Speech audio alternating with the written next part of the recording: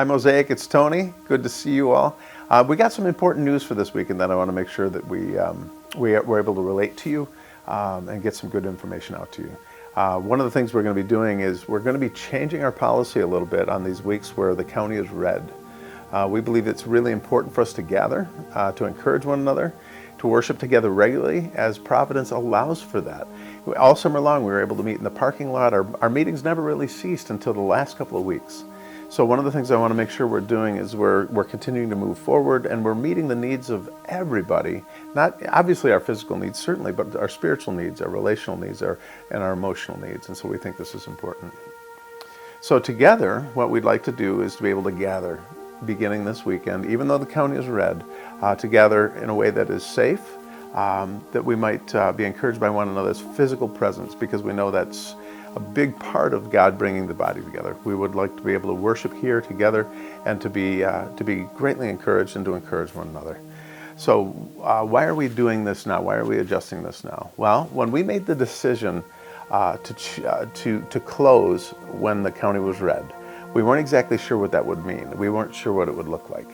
We had not experienced it yet, and now we realize that the precautions that we have taken and put in place actually have shown us that we can be safe in our current context, and therefore we're adjusting our policy slightly. But I don't want you to think that we're going to be any less safe or any less kind or considerate.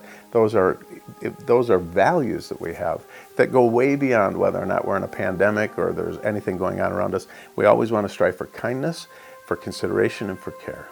As such, with all this going on, we know better how to mitigate some of the physical risks when we gather. Ventilation, masks, distancing are all very important things, and we know that. And we want to be faithful in these areas as we gather. We can meet our emotional and spiritual needs as a body, broken pieces brought together by God's gracious and skillful hands, pressed together in a way that allows us to all be edified. Please be sure that we are no less committed to our safety than we ever have been, as we are always striving to be kind and considerate.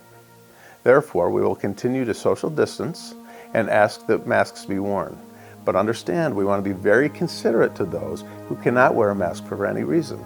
So if you're one of those people, we encourage you to attend. We want you to be here. We're not going to ask you why you may or may not be wearing a mask. We would ask, though, that if you're able to, that you would. We remain distant and considerate of one another. So we want to continue to maintain the entire ministry in a way that allows for everyone to feel welcome, to feel cared for, and to bless one another. So that's a really important element that we're trying to that we want to continue to foster.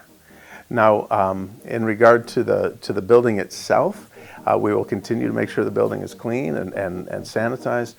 We'll also make sure that our ventilation is good. Now, this actually could bring a little bit of humor into it, because what we're going to do, as you know, we're one of the few buildings in the area where we can actually ventilate our building with fresh air. Open the windows, have fans and doors open, and that's all fantastic. But there are two things I want us to understand. Number one, our boilers are crazy good, and so we can crank the heat, and even with the windows open, and even when it gets cooler, the windows open, this building will remain comfortable. The second thing is bring a coat. If for whatever reason you're near a window and you get a little bit of a draft, we just put a blanket on your lap, wear your coat. But understand, we just think it's really important for us to be able to do these things.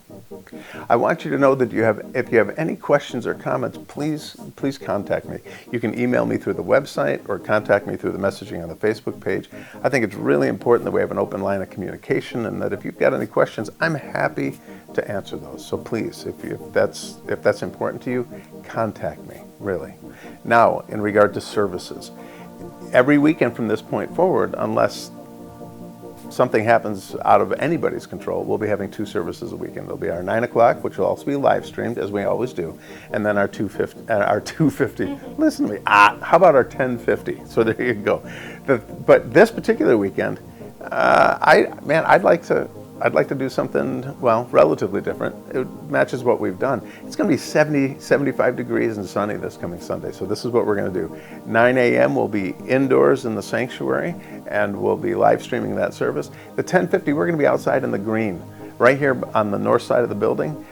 It's bring your lawn chair and a Bible. We had a phenomenal time the last time we did this. It's just an opportunity for us to sit in the grass together, to be able to relax and to be able to see one another. It's a phenomenal way to worship, both in the context of just being able to see each other and being outdoors and enjoying this weather, maybe the last hurrah of the warm weather for the fall. But it's also an opportunity for the neighborhood to have praise and worship and the word echo through the streets. It's amazing to me as we were in the parking lot this last summer and when we have been outside, just how the community around us has been affected. So that's what we're going to be. So this week, 9 a.m. in the sanctuary and live stream, 10:50 in the green. Bring a lawn chair and a Bible.